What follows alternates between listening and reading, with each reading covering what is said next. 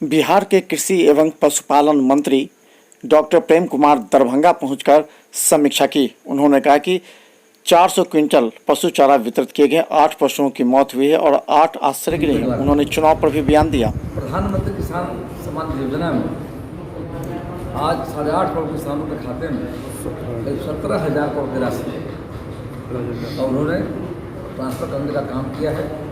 छठा किस्त बिहार में 70 लाख किसानों को प्रधानमंत्री किसान सम्मान निधि योजना का लाभ मिल रहा है।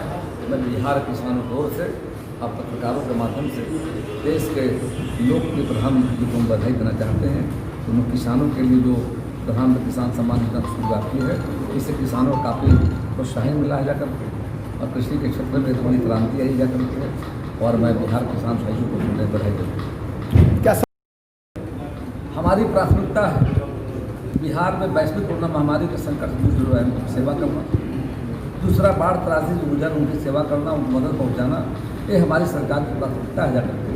हमारी पार्टी की प्राथमिकता, हमारा कार्यकर्ता अब देखा होगा कोविड-19 में इस तरह लोगों को राशन है, भोजन है, मास्क पहुँचाना जाकर के अवेयर करने का काम तो सरकार की प्राथमिकता। लेकिन चुनाव का समय जो निर्धारित है, चुनाव आयोग के अखबारों में पढ़ रहा हूँ जाकर ये चुनाव आयोग को देखना है कि जो वर्तमान हालात और परिस्थिति क्या उनको निर्णय लेना है, जो निर्णय उन्हें लेना संवैधानिक संस्था जाकर हम तो कहेंगे नहीं जाकर, उनकी जिम्मेदारी जाकर जो फैसला लेने जाकर उस पर निश्चित तौर पर।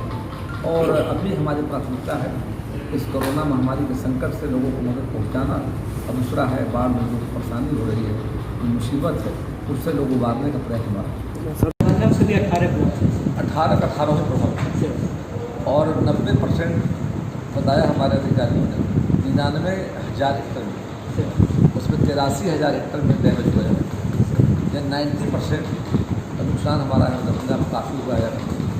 मधुबनी में तो कम हम देखें, वहाँ तो हमको लगता है 4-5% प्रभावित है। सबसे बड़ा नुकसान हमारा दरभंगा में हुआ है।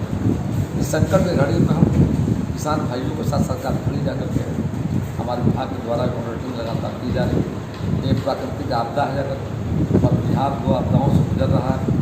वैसे कोरोना महामारी की आपदाएँ जो है कई बार बाढ़ की त्रासदी है, लेकिन हमारी सरकार के स्तर से कुछ संभव कर प्रयास किया।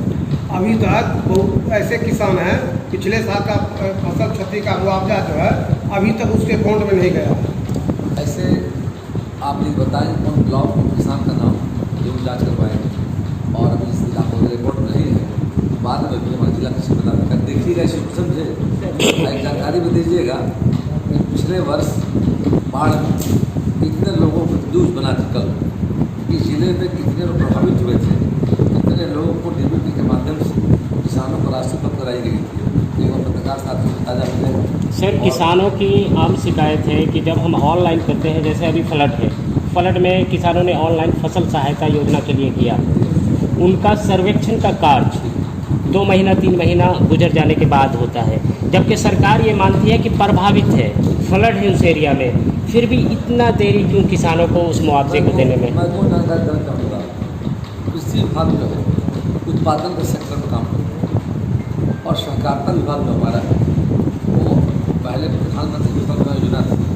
आपको बताना चाहिए आज़ादी के बाद देश में किसान अपने मांगों को लेकर और अपने जिस तरह से देश की हालत किसानों को नुकसान हो रहा था, किसान आत्महत्या कर रहे हैं। जैसे ही माननीय प्रधानमंत्री नरेंद्र भाई मोदी की सरकार आई, प्रधानमंत्री फसल बीमा योजना लॉन्च किया और उसमें 2% खरीफ, 1.5% उसमें आपका रबी में था। लेकिन अभी हमारी सरकार बिहार में हम बिहार फसल सहायता योजना लाए चर्चा पर, तो बिहार फसल सहायता योजना जो है 0 मैंने प्रीमियम पर जाकर के बताया, उसका बाकायदे वो अप्लाई करते हैं और अप्लाई करने के बाद एक तो हम देते हैं, कृषि को देते हैं ताकि तो नुकसान हो गया, आगे तो फसल लगाना है तो एक कृषि सब्सिडी हम देते हैं, अनुदान देते हैं।